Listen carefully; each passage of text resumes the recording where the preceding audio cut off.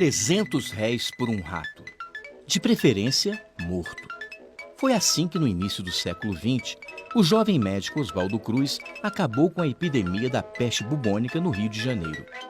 A experiência foi um sucesso, ainda que alguns aproveitadores criassem ratos em seus quintais, só para ganhar alguns trocados. Por essas ruas, vou comprando rato.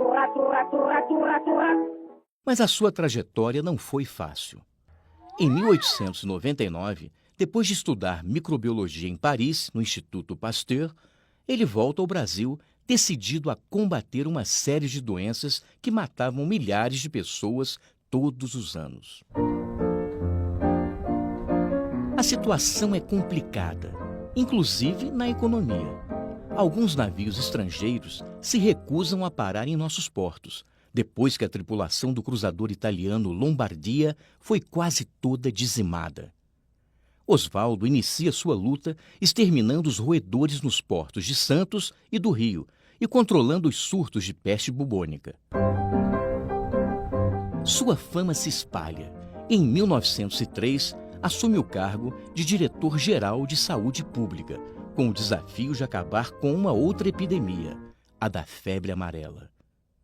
Alguns dias depois, ele toma uma atitude polêmica. Descontente com os métodos tradicionais de saneamento, ele resolve viajar a Havana, capital de Cuba, para estudar como a cidade havia acabado com o surto da doença. Naquela época, acreditava-se que o vírus fosse transmitido pelo ar ou pela água, até que o médico cubano Carlos Finlay descobrisse que o inimigo era outro: o mosquito Aedes aegypti. Oswaldo volta ao Rio e começa a lutar com o que tem. Organiza uma brigada de carroças pulverizadoras para limpar os focos de pernilongos e isola os doentes em cubículos. A imprensa pega no seu pé, mas o número de pessoas infectadas diminui rapidamente. Faltava ainda um desafio maior: vencer a varíola. E o único remédio era a vacina, ainda uma novidade para os brasileiros, mas já fabricada na França há algumas décadas, a partir do vírus da varíola da vaca. A repercussão é negativa. Ninguém queria colocar dentro do corpo o vírus da doença, ainda mais de um animal. Nem mesmo o intelectual Rui Barbosa. Mas não havia outra saída.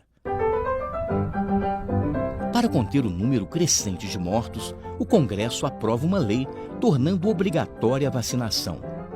As brigadas sanitárias começam a entrar nas casas e vacinar as pessoas à força.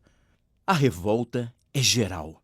Mulheres se recusam a mostrar o braço aos vacinadores e muita gente que morava em lugares insalubres tem suas casas demolidas. O conflito toma proporções gigantescas, com tiroteios e quebra-quebra em todas as partes da cidade. Os cadetes da Escola Militar de Praia Vermelha, descontentes com o rumo que a República havia tomado, aproveitam o caos e tentam derrubar o presidente Rodrigues Alves. O governo reage com mão de ferro, decreta estado de sítio e manda revoltosos, descontentes e, de quebra, alguns desempregados para uma jornada de trabalho forçado no estado do Acre. Diante de uma intensa pressão popular, o presidente revoga a lei da vacina, que deixa de ser obrigatória. Mas quem quisesse trabalhar, estudar ou casar, precisava se vacinar. Com o tempo, o número de contaminados despenca e as pessoas passam a procurar voluntariamente os postos de saúde. Em breve, já não haveria mais nenhum caso de varíola. Em 1907, Oswaldo Cruz recebe, na Alemanha, o prêmio mais importante de higiene e saúde pública da época, competindo com mais de 120 concorrentes do mundo inteiro. A imprensa agora o chama de gênio.